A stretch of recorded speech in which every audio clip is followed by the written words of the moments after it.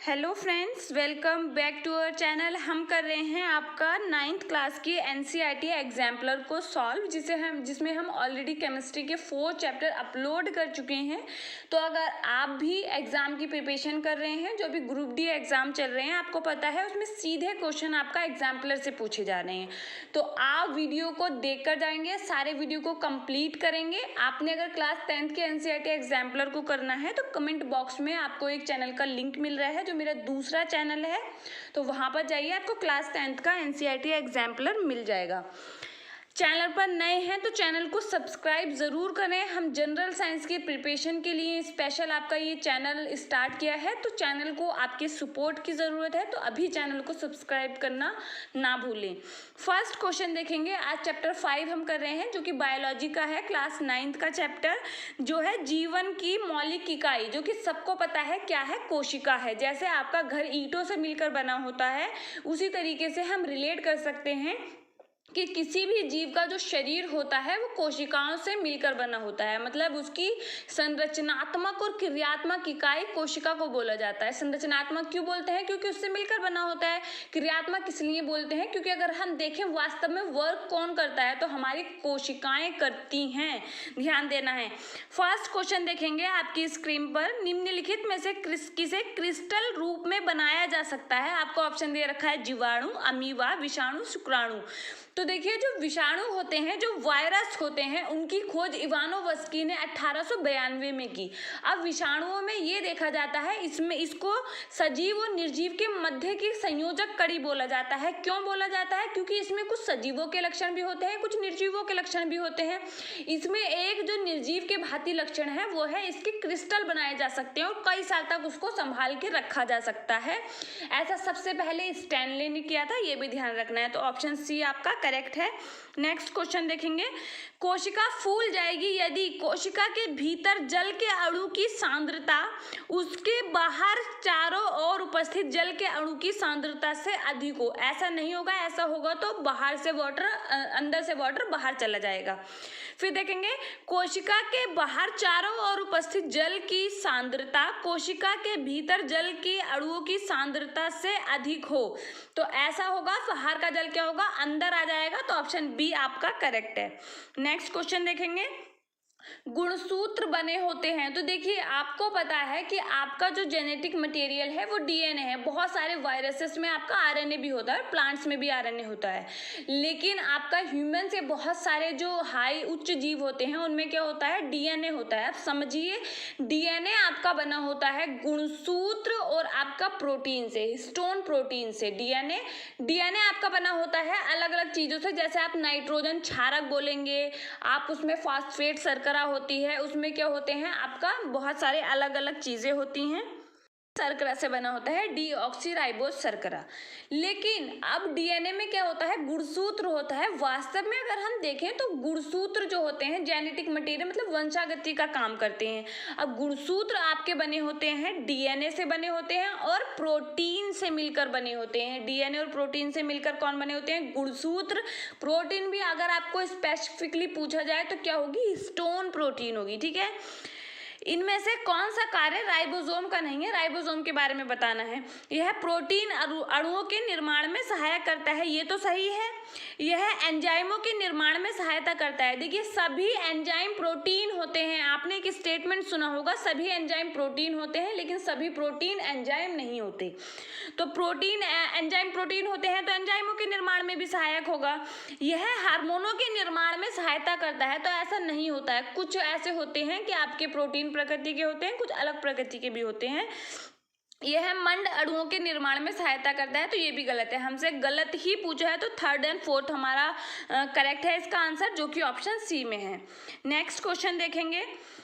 इनमें से किसका संबंध अंतःप्रद्रव्य जालिका से नहीं है? यह केंद्रक एवं कोशिका द्रव्य के बीच प्रोटीन के लिए अभिगमन चैनल की तरह कार्य करता है, जो कि क्या है, आपका करेक्ट है।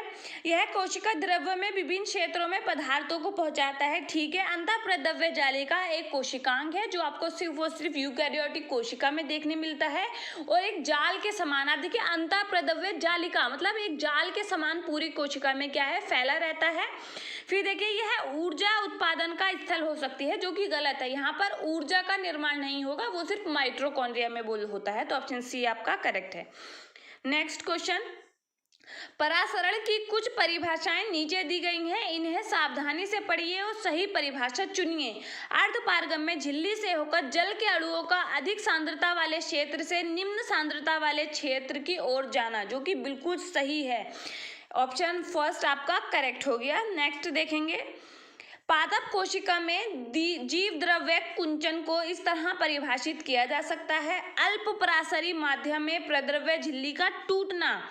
अल्प परासरी माध्यम में कोशिका द्रव्य का सिकुड़ना, क्योंकि यहाँ से क्या होगा, सारा जल बाहर चला जाएगा। ऑप्शन बी आपका करेक्ट है। निम्नलिखित में से किसके चारों ओर एकल झिल्ली का आवरण होता है? तो देखिए मैं आपको एक कॉन्सेप्ट बताती हूँ, आपने इस चीज को ध्यान रखना है। दोहरी झिल्ली आपकी पाई जाती है माइटोकॉन्ड्रिया, आपका केंद्रक और आपका क्लोरोप्लास्ट, ठीक है, जो कि आपका एक लवक है क्लोरोप्लास्ट। अब आप देखेंगे जहां जहां दोहरी झिल्ली होती है वहां वहां डीएनए पाया जाता है, वहां वहां डीएनए पाया जाता है, ये भी आपने ध्यान रखना है। बाकी सब में आपका क्या है, सिंगल झिल्ली होगी। राइबोसोम और सेंट्रियोल में झिल्ली अनुपस्थित होती है। अब यहाँ पर कुछ क्वेश्चन में मिसप्रिंट है, उसको भी समझिए। आपको माइटोकॉन्ड्रिया दे रखा है, ये तो होगा ही नहीं, क्योंकि माइटोकॉन्ड्रिया में तो डबल झिल्ली होती है। रसधानी दे रखी है, जो वैक्यूल होते हैं उसकी झिल्ली को हमें पता है टोनोप्लास्ट बोलते हैं। ऑप्शन ये भी आपका करेक्ट होगा, सिंगल झिल्ली होती है टोनोप्लास्ट बोलते हैं, ठीक है। लाइसोसोम में भी सिंगल झिल्ली पाई जाती है, एकल मेम्ब्रेन पाई जाती है, एकल झिल्ली का आवरण होता है। लवक अगर हम क्लोरोप्लास्ट में देखें तो डबल झिल्ली होती है। तो यहाँ पर जो करेक्ट आंसर होंगे वो बी और सी दोनों करेक्ट है, ये भी ध्यान रखना है आपने, ठीक है। नेक्स्ट क्वेश्चन देखेंगे, गलत वाक्य को ढूंढिए। गोल्जी उपकरण लाइसोसोम के बनने में शामिल हैं, जो कि ठीक है। गोल्जी उपकरण क्या है, लाइसोसोम के बनने में शामिल होता है। केंद्रक माइटोकॉन्ड्रिया एवं लवक में डीएनए होता है, इसलिए ये अपने संरचनात्मक प्रोटीन बनाने में समर्थ हैं, ठीक है। माइटोकॉन्ड्रिया को कोशिका का पावर हाउस कहा जाता है, क्योंकि इनमें एटीपी का उत्पादन होता है, ठीक है। कोशिका द्रव्य को प्रद्रव्य भी कहा जाता है, जो कि ठीक है। लेकिन देखिए यहाँ पर आपका नहीं होना चाहिए था कि गोल्जी उपकरण लाइसोसोम के बनने में शामिल नहीं होता है। तो ऑप्शन ए आपका सही दे रखा है, तो यही सही होगा, लेकिन आपने नहीं यहाँ पर ऐड करना है। देखिए कुछ चीजें गलत होती हैं तो उनको हम करेक्शन करके पढ़ सकते हैं, हो सकता है मिसप्रिंट हो यहाँ पर, ठीक है। फिर देखिए सही वाक्य को ढूंढिए। लाइसोसोम में भरे हुए एंजाइम रुक्ष अंधप्रद्रव्य जालिका से बने होते हैं। आपका ऑप्शन ए यहाँ पर सही है। लाइसोसोम में भरे हुए enzyme RER rough endoplasmic reticulum से बने होते हैं। ऑप्शन ए आपका करेक्ट है। नेक्स्ट देखेंगे, कौन सा कोशिका अंग कोशिका के अंदर विषैले पदार्थ एवं औषधि को आविष रहित करने में मुख्य भूमिका निभाता है? तो ये है आपका ऑप्शन सी, चिकनी अंतःप्रद्रव्य जालिका, जिसको आप SER स्मूथ एंडोप्लाज्मिक रेटिकुलम भी आप बोलते हैं। और ये आपका लिपिड मतलब आप वसा के निर्माण में भी सहायता होता है, ये भी ध्यान रखना है, लिपिड के निर्माण में मदद करता है। फिर देखेंगे आपका क्वेश्चन नंबर 12, कोशिका झिल्ली निर्माण के लिए आवश्यक प्रोटीनों एवं लिपिड का उत्पादन निम्नलिखित द्वारा किया जाता है। तो यहाँ पर जो आपका ऑप्शन है वो है रुक्ष अंतःप्रद्रव्य जालिका, मतलब आपका RER। देखिए अंतःप्रद्रव्य जालिका जो होती है वो दो प्रकार की होती है। आपकी रुक्ष अंतःप्रद्रव्य जालिका मतलब खुरदुरी प्रकार की, इसको खुरदुरी इसलिए बोला जाता है क्योंकि इसकी सतह पर आपको राइबोसोम दिखाई पड़ते हैं। और होती है चिकनी अंतःप्रद्रव्य जालिका, उसको चिकनी इसलिए बोलते हैं क्योंकि उस पर राइबोसोम अनुपस्थित होते हैं। तो अगर आप ध्यान देंगे तो आपसे पूछा गया है कोशिका झिल्ली निर्माण के लिए आवश्यक प्रोटीनों एवं लिपिड का निर्माण किसमें होता है? तो रुक्ष अंतःप्रद्रव्य जालिका, ध्यान रखना है।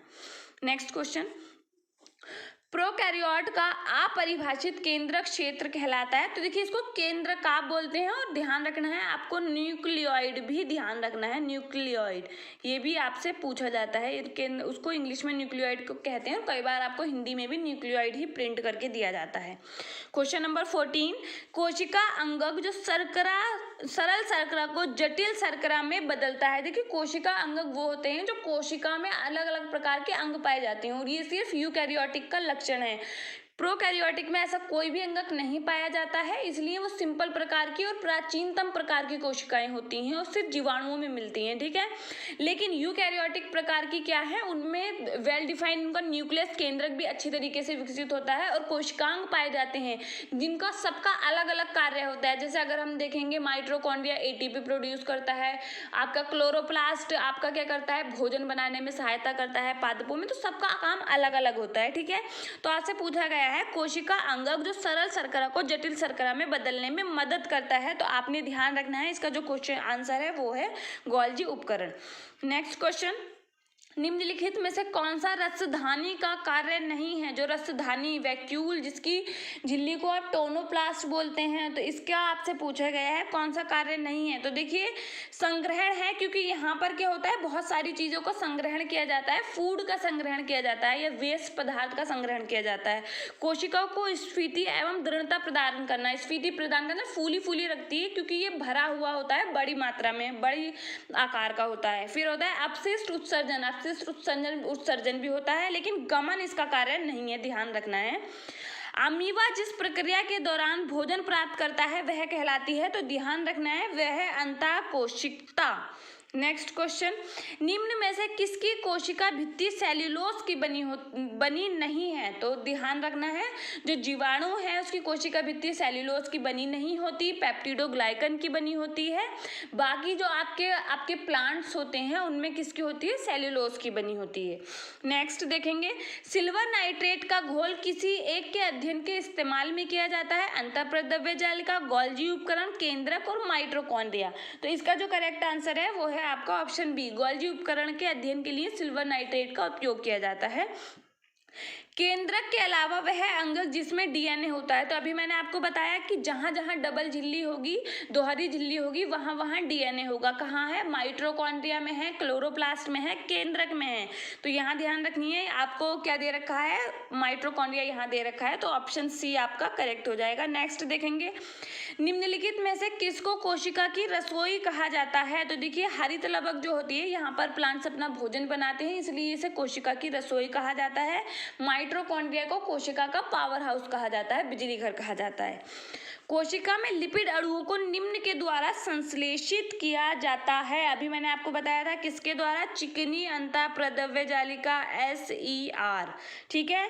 नेक्स्ट देखेंगे, नई कोशिका का निर्माण पूर्व स्थित कोशिका से होने की बात किसने बताई। देखिए कोशिका सिद्धांत दिया गया जिसमें बताया गया कि आपका जो सभी जीव बने होते हैं वो कोशिका से बने होते हैं, लेकिन वो सिद्धांत जो है ये नहीं बता पाया था कि नई कोशिकाएं कैसे बनती हैं, तो इसलिए उसमें थोड़ा सा मॉडिफिकेशन रूपांतरण किया। आपका विर्चोव ने 1855 में कुछ रूपांतरण किया और बताया कि नई कोशिकाएं जो हैं पहले से ही विद्यमान कोशिकाओं से ही बनती हैं। तो यहाँ पर जो करेक्ट आंसर है वो है ऑप्शन बी।